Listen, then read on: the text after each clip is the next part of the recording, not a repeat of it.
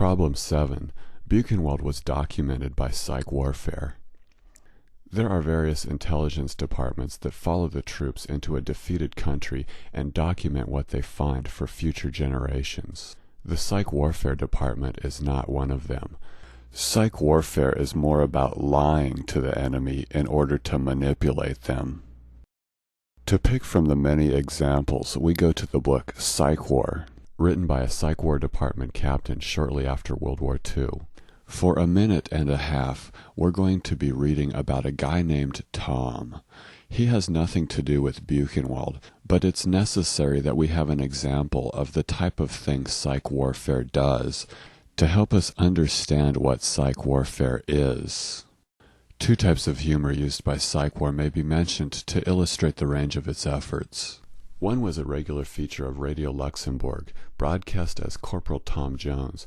Tom was represented as a typical American GI, friendly and easygoing by nature, with a keen sense of fair play and a deep-rooted love of justice.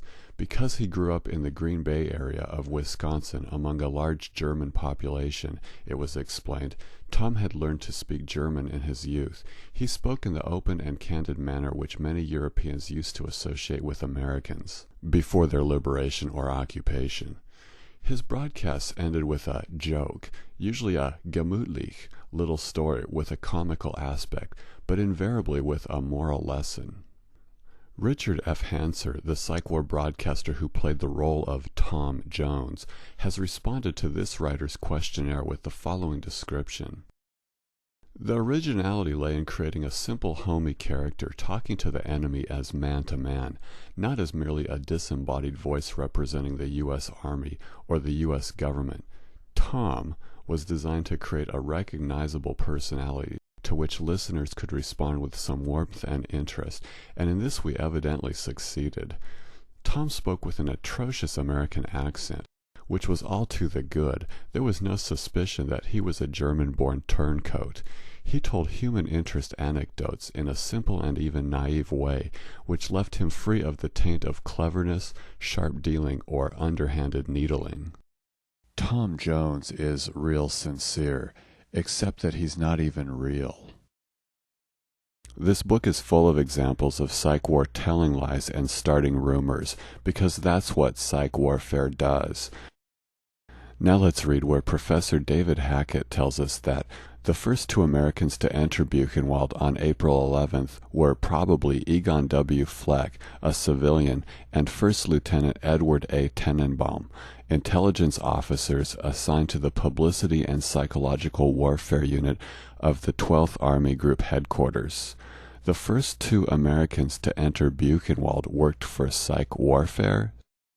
If you had this book, Psych War, after reading about that sincere guy, Corporal Tom Jones, you could go to the back to the list of psych warfare personnel and read Egon Fleck, first American to enter Buchenwald.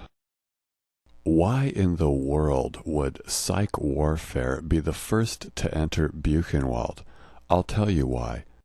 So they could plant objects like two shrunken heads and tattooed skin as part of a plan which involved making a short film directed by Billy Wilder. But there was another totally separate component of the psych warfare operation, a lengthy written documentation of the camp. David Hackett's introduction to this documentation tells us that the person in charge of documenting Buchenwald wasn't just a member of psych warfare, but was a German Jewish member of psych warfare, which might create some conflict of interest objectivity issues. Hackett writes that Albert G. Rosenberg was born into a well-to-do German Jewish family in Göttingen and had attended the University of Göttingen before emigrating to the United States in 1938. He enlisted in the army and was lucky to get into psych warfare where there is no chance of getting killed in battle. Near the end of the war, he and his psych warfare team were in charge of managing a project that involved choosing a dozen inmates to write a 400-page documentation of Buchenwald.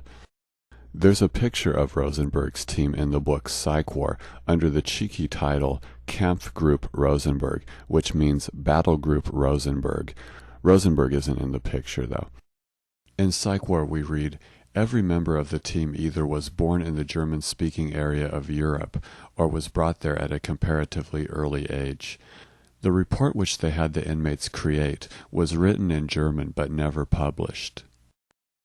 50 years later, Professor David Hackett translated this documentation into English and added an introduction and footnotes, which is this book, The Buchenwald Report.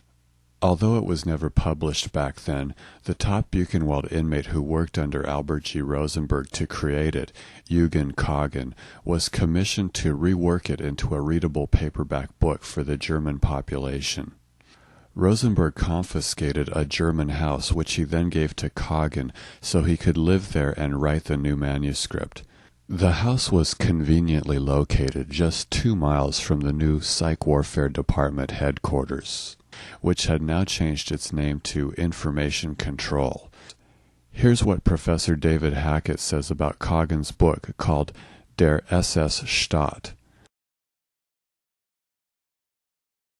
His book will no doubt be a lasting legacy. As the first major study, it directly and indirectly influenced all later literature on Nazism, the SS, concentration camps, and the Holocaust. It is still one of the most frequently cited works in the field.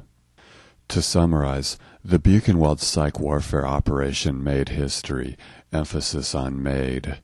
Besides the significant media coverage, 2 pieces of media came out of it: a book written by Eugen Kagen and a short movie directed by Billy Wilder.